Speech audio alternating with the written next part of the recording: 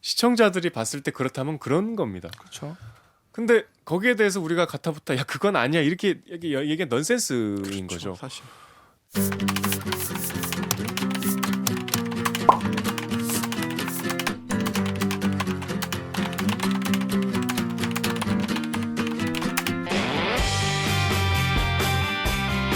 사 4차 언론혁명을 꿈꾸는 기자들이 모였다. 본격 KBS 소통방송 댓글 읽어주는 기자들.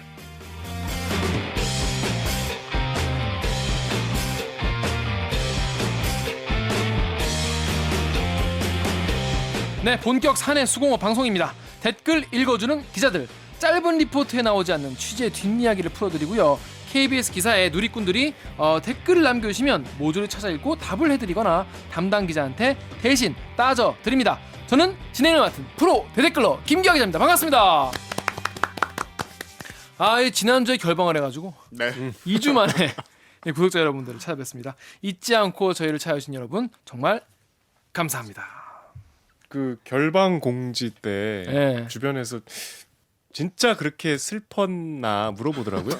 굉장히 평소 같지 않은 표정으로 했잖아요. 그것조차 뭔가 네, 의도된 거다. 그 연출인가요? 저 진짜 지난 한 주를 거의 지옥같이 살았어요. 지옥같이. 나 진짜 마음고생을. 마음고생을 정말 지옥에 있다 온 것 같이 했는데 정말 그때는 아니, 근데 밥도 못 너무 먹겠고 슬프게 말씀하시더라고요. 너무 슬프니까 그 뭐 진심이었구나. 진짜 힘들어서 하여튼 뭐 살도 많이 빠지고 그랬는데 하여튼 오늘 방송도 끝까지 들으시다가 이 방송 괜찮다 재밌다 들을만 하다 싶으시면은 좀 좋아요와 별론데? 구독 버튼 눌러주십시오.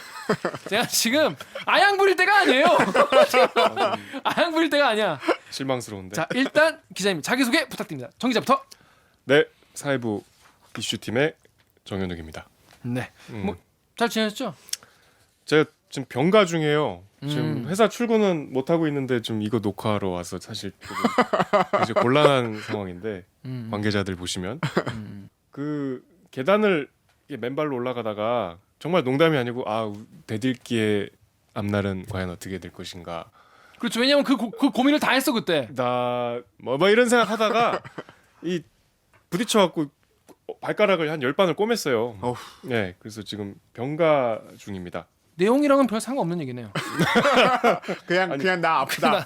근황을 얘기하는데 그렇습니다. 자 우리 다음 우리 강 기자. 네, 저는 여전히 열심히 영등포의 평화를 지키고 있는 영등포 요정 강병수입니다. 반갑습니다. 자 우리 방송 지난주에 그렇게 큰 결방까지 몰고 오게 된 사건이 있었죠. 지난 5월 9일에 문재인 정부 2주년 특집 대담 대통령이 붙는다 이거 관련해서 저희 댓글 읽어주는 기자들 그 관련 영상에 대담에 관한 의견들이 댓글로 많이 올라왔어요. 그래가지고 저희가 라이브 사실 3만 라이브를 앞두고 그렇죠. 사실 저희가 원래 잘 기억이 안 나시겠지만 음주를 약속했었죠. 음주 3만 라이브를 앞두고 이걸 해야 되는데 그게 완전 날라갔어요. 그냥 그게 그렇죠. 그 대담이 방송되고 나서 완전히 이제 분위기가 지금 우리가 깔깔거리면서 술 먹고 이럴 분위기가 아니게 되면서 그렇죠. 라이브를 취소하고 네. 라이브 취소를 공지하면서 다음 주에 저희가 그 대담을 가지고 해보겠습니다라고 했는데 결방이 됐죠. 맞습니다. 뭐 그렇습니다. 저희를 볼 수가 없었죠. 그렇죠. 그래서 그 얘기를 먼저 한번 하고 오늘 방송을 시작을 해야 될 것 같습니다. 자, 첫 번째 댓글을 우리 정영욱 기자 읽어주세요. 승환오 님께서 송현정 기자를 부르겠다고 약속하신 게 아닌 걸로 알고 있습니다. 오늘 방송은 약속을 못 지킨 것만 아니라 거짓말까지 더해진 방송이네요. 라고 하셨고 이문준 님께서 자기 식구의 반론권이 보장되지 않으면 아이템으로 다루지 못한다는 거죠. 타사 비판할 때도 그런 입장으로 다뤘는지 생각해 보시기 바랍니다. 네, 그러니까 결방 저희가 사유를 말씀드릴 때 이제 송 기자를 모시지 못해서 네. 뭐 거기에 한계가 있을 것 같아서 못했다 이렇게 말씀을 드렸는데 제가 이제 결방 관련된 이 경위를 여러분께 소상히 보고를 저희가 할 수 있는 한때까지 보고를 좀 드리려고 합니다. 일단 제가 계속 섭외 노력을 했어요. 제가 계속 섭외 노력을 했는데 송현정 기자를 예. 섭외 노력을 했는데 이게 결국 잘 안 됐고요. 잘 안 됐고 그래서 원래는 없이라도 우리끼리라도 얘기를 해보자라고 해서 그걸 준비를 계속 하고 있었고 댓글도 다 골라놨었어요. 그래서 원고도 다 나왔어요. 나왔는데 녹화 불과 한 2-3시간 전에 제가 의욕이 너무 앞서서 큰 실수를 회사에서 제가 큰 실수를 범해가지고 이제 그게 어떤 건지 제가 뭐 구체적으로 말씀드리긴 좀 곤란해요. 좀 곤란한데 제가 큰 실수를 해가지고 이 방송을 만들기가 굉장히 어려운 상황이 됐습니다. 그래서 이거에 대해서 제가 이제 처음으로 이제 오기나 PD한테 전화를 해서 오기나 PD님이 지금 이런 상황인데 방송을 못할 것 같다라고 하니까 오기나 PD도 그걸 듣고 납득을 했어요. 납득을 하고 저희 판단으로 방송을 못하게 된 겁니다. 그러니까 여기 지적해 주신 것처럼 그 자리에서 꼭 반론을 드려야 되는 건 아니잖아요. 그렇죠. 그리고 저희가 충분히 사전에 반론권 취재를 할 수도 있고 거창하게 들리실지 모르겠지만 자사비평이 돼버렸잖아요. 그런 만약에 언급을 한다면 우리가 접근할 수 있는 기자들이기 때문에 그렇죠. 더 충분히 목소리를 듣고 반론권을 우리가 취재를 해와야 된다고 생각해요. 네. 그렇지만 그냥 기계적으로 이 자리에 없는 얘기는 하지 말자. 이거는 좀 곤란하다고 생각합니다. 우리가 자유롭게 얘기할 수 있어야 돼요. 우리가 충분히 어떤 합리적인 근거나 경청할 만한 시각이나 아니면 지적할 만한 비판을 한다는 전제하에서 다시 한번 말씀드리지만 그 당사자의 반론은 저희가 충분히 취재를 하고 귀 기울여 들어야 된다는 걸 전제로 하고 드리는 말씀입니다. 네. 그 전제 위에서라면 거기에 얽매일 필요 없다고 보고요. 그걸 요구하는 거는 조금 저희 활동 반경을 지나치게 제약하는 거라고 생각합니다. 그렇습니다. 그래서 우리의 활동 반경, 그러니까 댓글 읽어주는 기자들은 과연 어디까지 해야 되는가, 또 할 수 있는가를 이번에 약간 좀 뭐랄까 테스트 받았던 것 같고 또 이런 댓글도 있었어요. 우리 강병수 기자 이번 댓글 좀 읽어주세요. 그 전에 전 뭐 그냥 저 개인적으로 오승환님께서 뭐 오늘 방송은 약속을 못 지킨 것만 아니라 거짓말까지 더해진 방송이네요 이렇게 남겨주셨는데 말한 것처럼 의도치는 않았지만 이렇게 느끼셨을 분들이 너무 많았다고 생각을 하기에 뭐 그래 또 요 말을 다시 한번 계속 읽어보고 있는데 뭐 크게 틀린 부분이 없다고 생각이 돼서 죄송하다고 다시 한번 좀 사과를 드리고 굉장히 죄송한 부분이죠, 사실. 예. 그게 뭐 그래서 뭐 근데 이제 그러면 때려쳐라. 때려칠 것인가? 때려칠 수 없다. 이제 그만둘 것인가를 두고 다시 한번 이제 왜냐하면 제가 저도 사실 사람이니까 네. 속 터지고 막 저도 아니, 얼마나 많이 그랬겠어요. 그렇죠. 그런데 조금만 더 우리 까놓고 얘기해 봅시다. 네. 이게 뭐 편집을 하실지 어떨지 모르겠어요. 사실 우리가 지난 2주 동안 많은 일을 겪었잖아요. 너무 많은 일 겪었죠. 저희는 현업을 하고 있는 KBS 기자들입니다. 저희가 저희 스스로 KBS 뉴스에 대해서 여러 가지 비평이나 여러 가지 좀 비판적인 생각들을 얘기할 때 우리가 그걸 안 해서 생각보다 협소하게 받아들이는 거에 대해서 조금 놀랬고요. 일단 최근에 1년의 상황을 겪으면서 우리가 여기에 저는 조금 죄송한 말씀이지만 위축되면 안 된다고 생각해요. 더 정교하고 더 치열하게 취재해서 말씀을 드려야겠지만 네. 우리 KBS 뉴스는 좀 언급할 때 조심하자. 좋은 말만 하자. 우리 당사자 없을 때는 요 말은 하지 말자. 저는 그건 아니라고 봅니다. 네. 저도 정현욱 기자의 말에 진짜 많이 공감을 하는 게 쟤네들은 자기의 기사를 두고 다 못했던 얘기를 또 다른 시간 또 다른 공간에서 하여튼 또 한 번 얘기를 하는구나라는 것 자체가 굉장히 어떻게 보면은 좋은 기사를 쓰기 위한 담금질인 거잖아요, 일종의. 예. 건강한 조직이죠. 그렇죠. 그러니까 그런 대화가 이루어지는 것 자체를 없애면 특히나 저 같은 왜냐면은 저는 어린 연차니까 사실 제가 얼굴은 어리지 않은데. 다른 그 인터뷰에서도 한번 얘기를 했는데 여기에 와서 좋다고 느꼈던 시간들이 뭐냐면 내가 차마 아직은 못 생각해봤던 부분들을 더 많은 경험을 한 선배들하고 이야기를 하면서 또 다른 학습의 장인 것 같다. 나한테는 몸은 비록 피곤한 건 확실하지만 또 다른 학습의 장인 것 같다. 그리고 이런 부분들을 나와 비슷한 다른 언론사 기자들이 굉장히 부러워하더라. 이런 얘기를 타사 기자들이? 타사 기자들이 이런 이야기를 할 수 있다는 것 자체를 부러워하다. 이런 얘기를 해서 물론 정윤욱 기자처럼 진짜 내부의 이야기를 하면 그런 얘기를 하더라고요. 이렇게 아픈 이야기를 들으신 다른 선배들이 야, 그 얘기를 할 거면 우리 조금 더 내부니까 오히려 더 다가와서 말 걸기 쉽잖아. 그러니까 한 번 더 우리한테 말 걸어서 더 정확하게 한번 이야기를 취재해줘 이렇게 얘기를 하는데 그 부분은 정말 맞다고 생각해요. 아니 그러니까 우리가 인상 비평에 그치면 안 되는 건 그쵸. 명확합니다. 네. 그리고 저희가 그러지 않았어요. 그러지 않았고 저희가 만약에 틀린 팩트를 얘기한다거나 뭔가 그 기사의 비하인드를 모르고 함부로 이것저것 그건 안 지적을 되죠. 하면 안 되죠. 네. 그리고 다시 한번 말씀드리면 저희는 그런 적이 없습니다. 아직은 그러지 않으려고 노력을 했고 사실은 이 기사에 담지 못한 여러 가지 이야기 자체가 자사 비평도 포함이 될 수밖에 없어요. 그렇죠. 이걸 네. 명확하게 선을 긋는다는 건 사실상 불가능해요. 네, 네.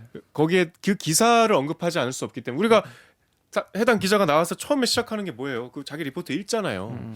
그 리포트에서 시작하는 모든 이야기들이잖아요. 재형업님이 결국 이 채널의 한계가 명확해졌다고 봅니다. 내부자들이 할 수 있는 역할이 여기까지인 듯. 그리고 한상영님이 정부, 관료, 언론의 체질은 개선하자면서 정작 자신의 감기조차 해결 못하는 의사가 되버렸네요라고 하셨어요. 저는 그런 생각 들었어요. 이게 슬램덩크라는 만화책에 보면 그 능남의 변덕규라는 네. 센터가 북산이랑 이제 농구를 하는데 굉장히 막 파울을 많이 막 몸싸움 엄청 거치게 한단 말이에요. 근데 저 파울 걸릴 것 같은데 안 부네 뭐 이러고 있으니까 이제 그거를 이제 해남의 이정환이라는 선수가 이제 보면서 왜 저렇게 변덕규가 몸싸움을 세게 하죠? 보면서 전 변덕규가 선을 긋고 있는 거야라고 얘기를 해요. 그러니까 뭐냐면 심판한테 여기까지는 파울 아니야. 여기까지는 파울 아니지? 이런 식으로 조금씩 그 파울의 범위를 늘려나간다는 거예요. 이 댓글을 보고 제가 그 생각이 들었어요. 우리 채널의 한계가 지금 명확하다 치면은 우리는 이 한계를 이 선을 조금씩 더 위쪽으로 더 넓게 그어가는 역할을 네. 해야 되고 또 하고 있지 않은가 이런 생각이 들었어요. 사실 우리의 존재만으로 사실 그동안 KBS에 한 번도 없었던 논의들이 지금 막 네, 그렇죠. 생겨나고 막 그것 때문에 사실 되게 당황스러워하는 사람들도 많고 굉장히 불편해하는 분들도 많고 좋아하는 분들도 많고 지금 이런 상황이기 때문에 우리가 앞으로 어떻게 해나가냐에 따라서 이 선이 어디까지 그을 수 있을지가 좀 정해지겠다 이런 생각을 좀 했었어요. 저희 재형 엄님이시니까 엄재형님께서 남겨주신 댓글이 요길로 제 이제 볼 때는 딱 두 문단이잖아요. 앞문단은 맞아요. 결국 이 채널의 한계가 명확해졌다고 봅니다. 명확하게 드러났다고 100% 공감합니다. 뒤에 내부자들이 할 수 있는 역할이 여기까지인 듯에는 사실 아직까지는 조금 이제 우리가 분명히 달라지기보다는 아까 말한 것처럼 선을 더 넓혀갈 수 있는 부분이 분명히 더 있다고 생각을 하기 때문에 뒷부분에 대해서는 조금만 더 네. 판단을 유보해 주셨으면 하는 이런 바람입니다. 우리가 뭐 몇 달하고 그만둘 게 아니기 때문에 이거 되게 거의 반종신처럼 지금 계약이 된 것 같은 느낌이라. 이런 댓글에 이제 사실 맥락은 송현정 기자에 대해서 우리가 비평하는 걸 좀 피했다 이렇게 좀 그렇게 지적을 보시면, 예. 해주시는 것 같은데 예.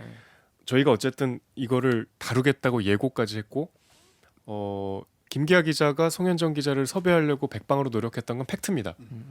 그렇기 때문에 이건 아닌 것 같아요. 그러니까 저희가 뭐 그걸 어떻게 좀 피해 보려고 피하려는 건 아니었어요. 이렇게 하다 보니까 했다는 건 좀 오해를 하신 것 같아요. 처음 딱 들었을 때 어땠어요? 제가 선배 오늘 결방이에요. 뭐 얘기하니까 어땠어요? 아니 자, 또 공교롭게 저희가 우리 방송 준비하는 회의할 때 방송 구독자 한 분께서 우리 만났잖아요. 그 대학생이셨는데 뭐 단체로 이렇게 저희 KBS 맞습니다. 안에 견학을 오셔갖고 오신 김에 저희를 만난다는 기약도 없는데 이렇게 선물 꾸러미를 들고 네. 보도국을 왔다가 강병수를 보자마자 얼른 가서 막 이런저런 얘기를 하고 이제 마침 저도 자리에 있어서 저는 그분 얼굴이 막 떠오르더라고요. 맞아요. 그러니까 그분이 말씀을 어. 들어보니까 대학생인데 1회부터 보셨대요. 네. 매회 이렇게 애정을 갖고 보면 이게 맞습니다. 성장하는 걸 쭉 지켜보신 일종의 개국공신이시던데 너무 지금 라이브가 무산돼서 아까웠다 기다리고 있었는데 하면서 뭐 이런저런 질문을 하는데 너무 우리 방송에 대해서 디테일하게 다 알고 계시더라고. 맞아요. 저한테 저 보자마자 화면보다 훨씬 착하게 생겼다고 이런 말씀도 하시고 아주 개인의 캐릭터도 아주 자세히 알고 계시고 그런 분들은 얼마나 사실 좀 실망하셨겠어요. 네. 댓글에서도 뭐 그냥 되게 안 좋게 말씀하신 분도 많았지만은 이런 말도 많았어요. 너희 진정성은 알겠는데 니네는 여기까지인 것 같구나. 이제 보통 이런 말씀을 많이 하세요. 그냥 또 응원해 주시는 분도 많지만 그래서 저희는 우리가 여기까지였구나. 왜냐하면 뭐 팩트가 결방으로 나왔으니까 그게 우리의 그게 뭐 앞에 무슨 사정이 있다고 하더라도 사실은 결과로 말을 해야 되는 거니까 그걸 우리가 좀 인식을 하고 앞으로 어떻게 잘 해나갈지 고민해봐야 될 것 같아요. 자, 3번 댓글 우리 정유욱 기자 읽어봐 주시겠어요?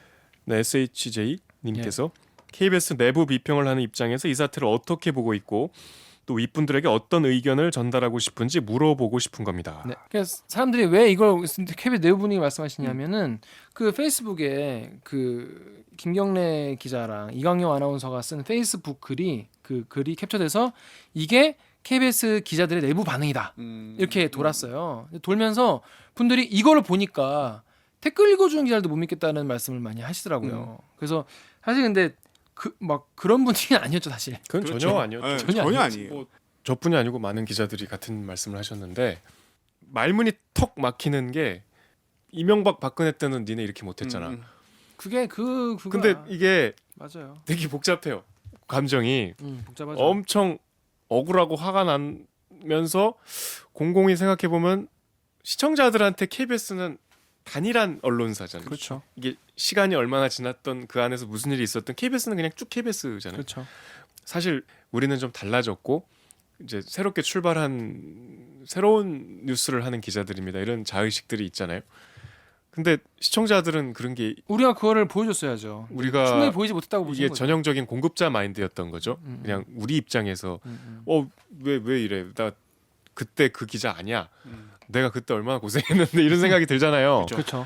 근데 이게 굉장히 오만했던 거죠. 그렇죠. 네. 그래서 굉장히 좀 성찰을 하는 계기가 됐던 것 같아요. 근데 사실 그런 국민들의 분노의 가장 큰 포션은 사실 그때 박근혜 수첩. 전 대통령에게 막 이렇게 얘기를 하는데 옆에서 이렇게 막 손목을 이러고 있는 그 기자들의 모습, 그 당시 그 기자들의 모습이 사실 기자의 모습으로 쭉 뇌리에 박혀 있는 상태고 그게 그분들에겐 KBS의 과거고 그럼 지금 너희가 얼마나 더 달라졌냐 이거에 대해서 사실 의문을 가지시는 거예요. 그렇기 때문에 이런 거에 대해서 막 이건 이거 뭐 오해예요 이렇게 말을 할 수가 없는 거예요. 아까 말씀하신 대로. 제가 개인적으로 느낀 거는 그 대담 이후에 저희 사내 분위기가 네. 이제 좀 이건 이제 여러 생각이 다를 수 있지만 그건 하나 있었어요.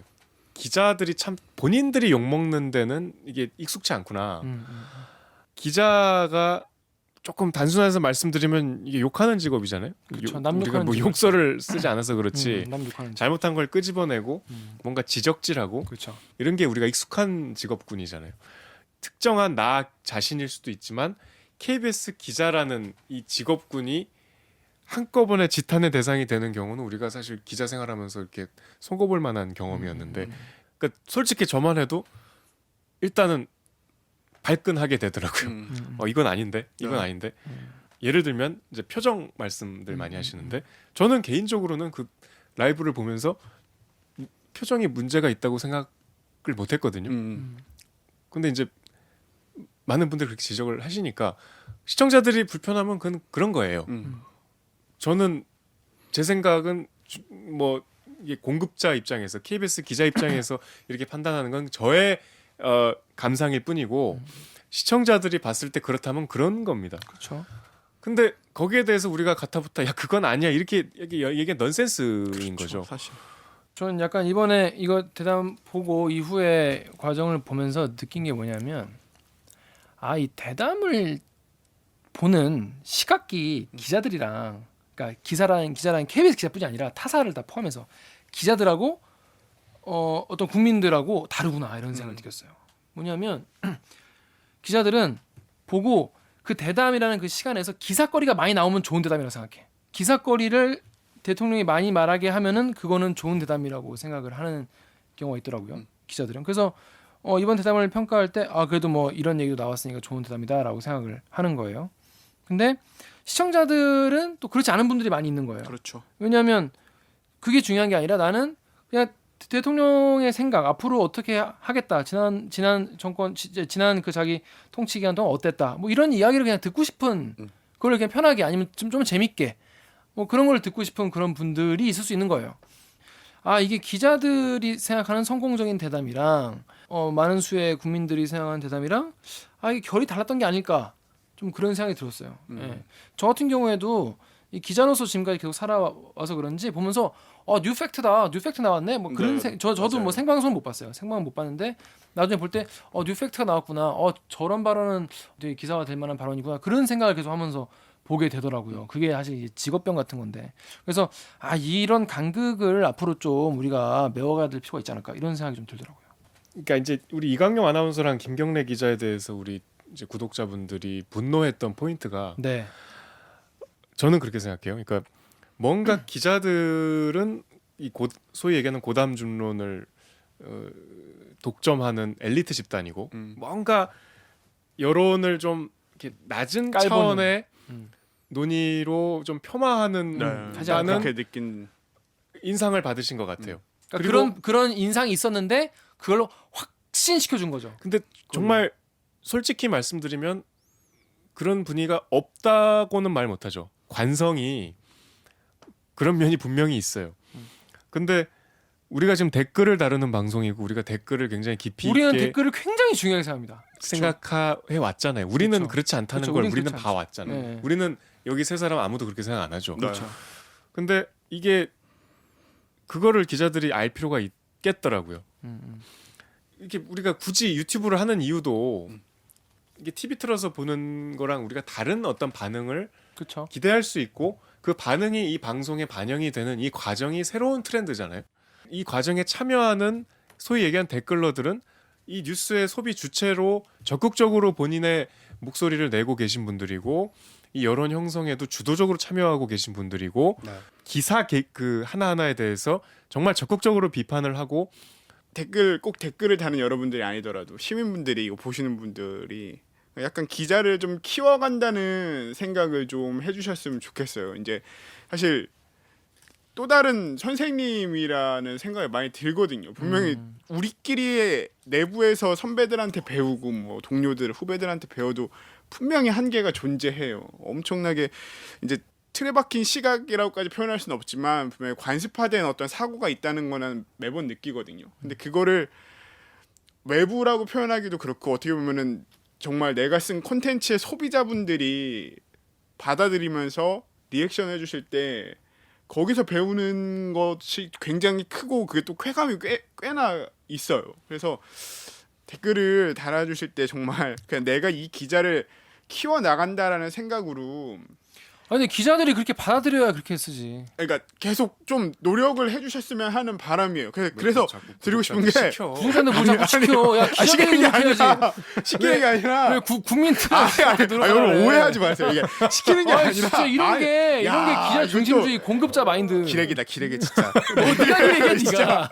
아니 시키는 게 아니라 댓글 그래서 부탁드리고 싶은 게 이제 그냥 너무 말도 안 되는 욕을 해줘도 괜찮습니다. 근데 너무 말도 안 되는 비난이면은 사실 저도 여기서 이렇게 주의 깊게는 봐도 저도 모르게 넘겨요. 너무 상처되는 말은 잘 안 본단 말이에요. 우리가 지금 제 이 말이 안 나가면은 이 말 꼭 살려주세요, 피디님. 비난을 하지 말라는 소리가 아니라요, 여러분. 그러니까 한다는 마음으로 조금 더 좋은 비판을 한 번 더 해주시면 이번 사태에서도 사실 많이 배우는 게 있다가 선을 늘려간다고 말했잖아요. 카메라 보고 얘기하겠다. 그러니까 좋은 비판을 언제든 해주셨으면 하는 건전한 비판을 했으면 하는 모르겠어요. 바람입니다. 유튜브에서 이 영상을 봤어요. 노무현 대통령과 민주주의를 말하다라는 토크 콘서트. 이게 이제 뭐 새로운 노무현 뭐 이런 기치로 나온 그 김어준 그 공장장이 이제 사회를 보시고 이제 유시민 이사장이 하신 멘트인데 댓글 관련된 말씀을 하셨어요. 이제 언론과 댓글 관련된 말씀하셨는데 사실 전 약간 이렇게 넉넉히 듣고 있다가 그 말 듣고 굉장히 좀 뭐랄까 힘이 좀 났어요. 그래서 잘해야겠다 이런 생각이 들어서 여러분과 또 뭐 보신 분도 많으시겠지만 한번 공유하고 싶어서 한번 소개를 해드리고 삽니다. 유시민 이사장의 멘트 듣고 오시겠습니다. 언론 자체가 변한 건 저는 없다고 봐요. 언론사, 기자분들 이런 분들은 바뀐 게 없다고 봐요. 근데 뭐가 달라졌냐 하면 첫 번째는 미디어의 기술적인 측면이 달라졌어요. 그 전에 없던 시민들 스스로가 정보를 생산하고 유통하고 나눌 수 있는 미디어가 많이 생겼잖아요, 새로. 두 번째는 시민들이 달라졌어요. 시민들이 예전에는 기사가 나오면 그런가 보다 이렇게 생각하고 말았지만 지금은 댓글을 달잖아요. 그 댓글이 기사보다 훨씬 더 잘 쓴 글인 경우가 되게 많아요. 이제 시민들이 중요하지 않은 사실을 중요한 사실처럼, 심지어는 사실이 아닌 것을 사실처럼, 또 사실인 경우에도 의미를 완전히 왜곡해서 전달하는 기사에 대해서 면역력이 굉장히 생겼고요. 그다음에 댓글과 SNS를 통해서 그것을 제압할 수 있는 힘을 시민들이 가지고 있다. 그 지금 유시민 이사장이 말하는 게 4차 언론혁명이 아닐까요? 저희가 맨날 그냥 말하는 4차 언론혁명이 아니라 좋았어. 잘했어요. 4차 언론혁명 시대 고생한다. 발맞춰 가겠습니다. 잘 감았어. 이런 걸 이제 감는다고 표현하는데 잘 감아서 설명을 해줬네요. 자, 그래서 하여튼 저희 앞으로 물론 저희가 부족하고 여러분의 기대에 부응하지 못해 정말 죄송하고 여러 면 죄송한데 저희의 진심과 그리고 노력이 있고 그 노력이 KBS에서 계속 이루어질 수 있도록 여러분이 좀 도와주셨으면 좋겠어요. 여러분께 도움을 청합니다. 그리고 저희도 그 여러분의 도움에 절대로 배신감이 들지는 않도록 저희가 앞으로 최선을 다해서 방송을 만들겠습니다. 진짜입니다. 자, 그러면 로고 듣고 저희의 본 코너 기레기 판별기로 돌아오겠습니다. 나는 기레기가 싫어요. 지금 여러분은 본격 KBS 소통 방송 댓글 읽어주는 기자들을 듣고 계십니다. 재밌게 듣고 계신가요? 방송 잘 듣고 계시다면 좋아요와 구독 버튼 잊지 말고 눌러주세요. 네, 본 코너죠. 오늘의 기레기 판별기 시작하겠습니다. 5월 20일 법무부 검찰 과거사위원회가 배우 장자연 씨 성접대 리스트 사건 조사 결과를 결국 발표했는데 요거에 대해서 너무 궁금한 게 많고 앞으로 어떻게 이거를 좀 봐야 될지 짚어보자는 차원에서 지난 16화에도 나오셨죠. 고 장자연 씨 사건을 다뤄주신 이주영 기자를 다시 모시고 조사 결과 관련 내용과 앞으로 이야기 짚어보겠습니다. 이주영 기자 반갑습니다. 본인 소개 부탁드릴게요. 네, 장자연 전문 안녕하세요. 기자. 네, 저 댓글 읽어주는 기레기 아니. 네. 이게 아니야. 놀랬어. 아유, 우리 그렇게 생각하는 걸 말하면 안 돼. 무슨 댓글 힘든데 읽어주는 이렇게 기자들 찔렀네. 기레기 아닙니다. 네. 기자들 최다 출연 그렇습니다. 네 빛나는 빛나요. 네. 네. 이 정도는 말해도 되죠? 그럼요. 팩트로 자화자찬해도 되죠? 그렇습니다. 네. 예, 그렇습니다. 3회째 출연한 법조팀 이지윤 기자입니다. 네. 이주영 기자는 사실 그동안 지금 장자연 사건만 지금 몇 년째 얼마나 지금 추적하고 있죠? 1년 조금 넘게 취재를 했죠. 네. 작년 초부터 취재를 했으니까요. 네. 그래서 이번 결과가 사실 본인한테 좀 더 약간 뭐랄까 다르게 다가왔을 것 같은데 일단 어떤 내용인지 짧은 리포트로 내용부터 알아보겠습니다. 고 장자연 씨 사건에 대한 검찰 과거사위원회의 재조사가 13개월 만에 마무리됐습니다. 이기훈 기자입니다. 고 장자연 씨가 쓴 자필 문건에 대해 검찰 과거사위원회는 신빙성이 있다고 판단했습니다. 소속사 대표 김종승 씨가 술 접대를 강요하고 폭행과 협박을 한 사실이 확인됐다는 겁니다. 하지만 남아있는 자필 문건과 별도로 접대 대상자들의 이름이 적혀 있었다는 이른바 장자연 리스트에 대해서는 진상규명이 불가능하다고 밝혔습니다. 앞서 과거사 진상조사단은 관련자들 진술을 토대로 장자연 리스트는 실제했을 가능성이 높다는 의견을 제시했지만 과거사위는 이를 받아들이지 않았습니다. 장 씨의 성폭행 피해 의혹에 대해서도 수사 권고는 어렵다고 봤습니다. 윤지호 씨와 장 씨 매니저 유장호 씨의 진술이 있었지만 가해자와 범행 일시를 특정하지 못했고 유 씨는 진술을 번복했기 때문입니다. 과거사위는 그러면서 2009년 검경의 수사가 형식적 압수수색에 주요 증거를 기록에 누락하는 등 총체적 부실이었다고 결론 내렸습니다. 또 당시 수사 과정에 조선일보 측이 압력을 행사했다는 걸 실제로 확인했다고 밝혔습니다. KBS 뉴스 이지윤입니다. 네, 지난번 16화에서는 그러니까 방 사장이 누구로 추정이 되냐, 누구로 검찰이 이제 의심하고 있냐 그런 얘기하고 또 당시에 이제 이른바 우리 장자연 문건이라고 불리는 그걸 KBS가 어떻게 입수했는지 그런 내용을 다뤘었는데요. 그러면 이거 결과가 예전과 얼마나 진전했고 어떤 내용이었는지 우리 댓글 읽어보면서 한번 알아보겠습니다. 먼저 제가 읽어볼게요. 파리쿡의 익명인 분이 국민들이 강하게 재조사를 원하는데 대체 왜 수사가 진척 안 될까요?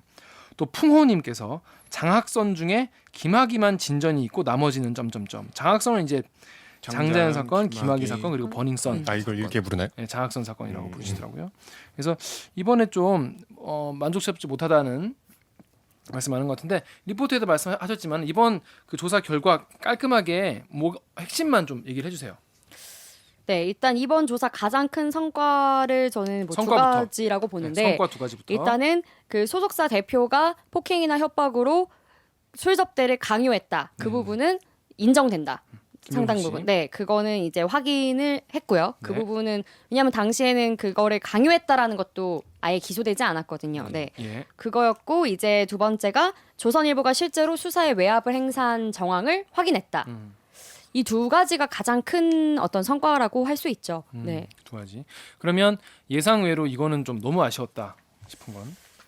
그 장자연 씨가 쓴 자필 문건에 나오는 사람들이 누군가, 특히 그 조선일보 방사장님이 누군가 여기에 대해서도 뭐 나름의 결론은 내렸는데 어쨌든 간에 그래서 이 문건 내용이 어디까지 구체적으로 어떻게 이거에 대해서는 또 명확한 답을 내놓지 못했고 또 이제 논란이 됐었던 과연 그 접대 대상자들 이름만 쭉 적힌 리스트가 있는가 이거에 대해서도 답을 명확히 내리지 못했어요. 그 부분이 이제 가장 아쉬운 부분이라고 할 수 있죠.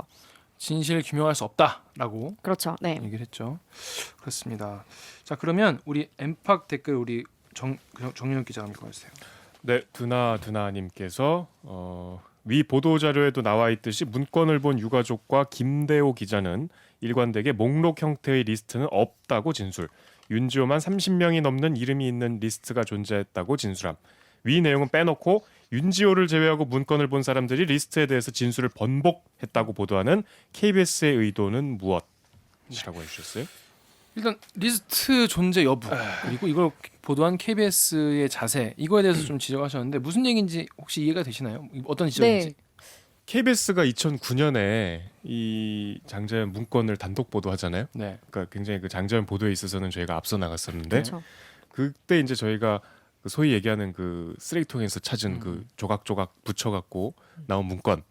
근데 이제 그 문건 말고 다른 이제 일종의 그 접대 리스트라고 우리가 부를 수 있는 그 문건이 과연 존재하냐? 그렇죠. 이게 이제 이 사건의 사실 핵심이잖아요. 리스트. 수사를 그게 해야 리스트. 만약에 이름만 쫙 했다면 있는. 네. 밝혀야 할. 근데 이제 그 리스트를 봤다고 하는 사람이 크게 3명이죠. 크게 3명입니다. 윤지호 씨, 그다음에 저 장자연 씨의 매니저였던 유장호 씨, 네. 그리고 이제 장자연 씨의 가족 네, 오빠죠. 네. 그 사람들의 진술이 좀 엇갈려서 결국은 이게 지금 수사가 어렵다 이런 결론이 나왔는데 어제 지금 이 기자의 이제 어제 출연을 하셔서 하신 말씀 중에 네. 전 이제 매니저 유장호 씨. 이 세 사람의 진술이 이렇게 지금 달라졌다. 이렇게 보도를 한 거에 대해서 지금 좀 문제 제기하신 것 같아요 이분이. 그렇죠. 유족까지 맞아요. 왜 번복을 이제 한 거죠? 설명을 좀 해주시죠. 네. 일단은 그 세 분, 이 문건을 본 세 분, 윤지호 씨, 그다음 전 매니저 유장호 씨, 그리고 유가족. 근데 이게 그 부분이 있죠. 사실 이 과거사위도 발표를 했지만 윤지호 씨만 그 당시에도 그렇고 지금도 장자연 리스트는 있었다라고 말하는 건 맞아요. 그거는 맞아요. 근데 이제 유족이랑 유장호 씨는 그 부분에 대해서 진술 번복이 좀 있었어요. 근데 이제 그 진술 번복이 있었는데 저희가 윤지호 씨만 그럼 뭐 진실을 얘기하고 이 유족이나 유장호 씨는 뭐 진실을 얘기하지 않는다 이런 식으로 얘기한 게 아니고 네. 네 그게 아니고요. 어쨌든 그 있었다라고 말한 사실이 바뀌지 않은 사람은 그 말이 옛날에도 그렇고 지금도 그렇고 바뀌지 않은 건 윤지호 씨는 맞는데 네. 다만 이제 그 이런 부분을 지적하신 것 같아요. 윤지호 씨도 말이 바뀐 부분이 있긴 있어요. 이거는 윤지호 씨도 비판받아야 될 부분이라고 저는 생각을 하는데 진상조사단 조사를 받을 때 처음에는 성접대를 요구받았습니다라는 제목이 있고 아 맞아요. 그 밑에 이름들이 있었다라고 말했어요. 네. 그런데 두 번째 조사에서는 성접대가 있었다 뭐 그런 제목 없었는데요. 맞아요. 예. 제가 그런 말을 했나요? 네. 이런 식으로 말을 바꾼 거예요. 네. 그 그러니까 부분이 그 제 생각에는 왜 그런 말을 했는지 모르겠지만 자기의 추측을 마치 자기가 본 것처럼 얘기한 그 부분은 저도 이제 윤지호 씨의 말이 바뀐 건 맞는데 네. 이제 제가 어제 이제 KBS에서 보도한 거는 그 리스트가 있었는지 여부 리스트 그거에 존재 여부 존재 여부에 대해서는 윤지호 씨는 일관되다. 일관되나 일관된다라는 거고 이제 그리고 그 여기 좀 댓글에 보면 그거잖아요. 유가족과 김대호 기자 이 김대호 기자 분에 대해서는 뭐 제가 따로 말씀을 드리지 않을 것이고 이 유가족이 일관되게 목록 형태 리스트는 없다고 진술했다라고 이 엠팍 드나드나님이 말씀하셨는데 이건 아닙니다 사실이. 왜냐하면 유가족은 당시 수사에서 명단을 구체적으로 얘기한 적이 있어요. 그러니까 예를 들자면 이거죠. 경찰 조사를 받을 거 아니에요 유족들이. 2009년 말이죠. 네, 2009년에 네. 장자연 씨가 사망한 직후에 경찰 조사를 받을 때 유족이 그런 얘기를 해요. 유족은 문건을 받잖아요. 경찰이 물어보죠. 당신이 본 문건 어떤 내용이었습니까? 그래서 유족이 말을 하는 거예요. 한 장은 어떤 내용, 한 장은 어떤 내용. 그런데 어떤 한 장에는 명단이 있었습니다. 그 명단이 뭔고 하니 어디 회사에 누구누구누구, 뭐 어디 기업에 누구누구누구. 어디 이런 식으로 자기가 본 이름들을 몇 개 진술을 해요. 그래서 그게 지금 수사 기록에도 나옵니다. 당시 유가족이 그렇게 진술을 한 거를. 이름과 회사가 나오겠네요. 네, 이름과 회사들을 몇 사람 말했어요. 근데 이제 핵심은 그 이름과 회사를 말한 게 지금 저희 KBS가 확보해서 보도한 그 4장의 문건, 세상에 존재하는 그 4장의 문건 있잖아요. 네. 그 4장의 문건에 없는 사람들의 이름도 자기가 봤다고 얘기를 한단 말이죠. 그러니까 지금 공개되는 그 4장의 문건 말고도 어떤 이름이 등장했던 리스트가. 문건이 있긴 있었구나. 네. 그게 어떤 형식으로 몇 명이 있었는지는 저희가 알 수 없어요. 그러니까 그런 거죠. 근데 이제 지금 이제 그 유족이 얘기하는 건 이름만 쭉 나열된 건 아니고 그냥 사람들 이름이 있었던 건 맞다. 그리고 내가 그 사람들 이름도 본 건 맞지만 이름만 뭐 어디 누구 어디 누구 어디 누구 이렇게 써 있는 건 아니다. 그러니까 그 형식이 리스트는 아니다라고 말하고 있지만 사실 이 과거 진술과 지금도 인정하는 점을 보면 어쨌든 다른 이름들도 있긴 있었다라는 거거든요. 그러니까 이 네. 기자의 보도가 여기 지금 지적하신 대로 무슨 의도가 있었던 게 아니고 전혀 이제 아닙니다. 어제 네. 총체적으로 이제 이걸 정리하실 때 네. 여러 가지 진술에 대해서 정리를 하다 보니까 그러니까 이제 사실 여부나 뭐 진술이 바뀌었다 안 바뀌었다 이런 OX 정도로 정리를 생략이 하다 좀 된 보니까 그렇죠. 예. 조금 이런 약간 오해가 있으셨던 것 맞아요. 같아요. OX로 정리하다 보니 마치 윤지호 씨만 계속 일관되게 주장하고 그런 의도는 전혀 아니었는데. 네, 유족이나 뭐 유재홍 씨는 뭐 거짓말을 했다. 이런 의도가 전혀 아닙니다. 윤지호 씨는 네. 이따가 또 있으니까. 네, 너무 윤지호 씨에 대한 얘기는 네, 네. 이따가 자세히 해보도록 하죠. 예. 네.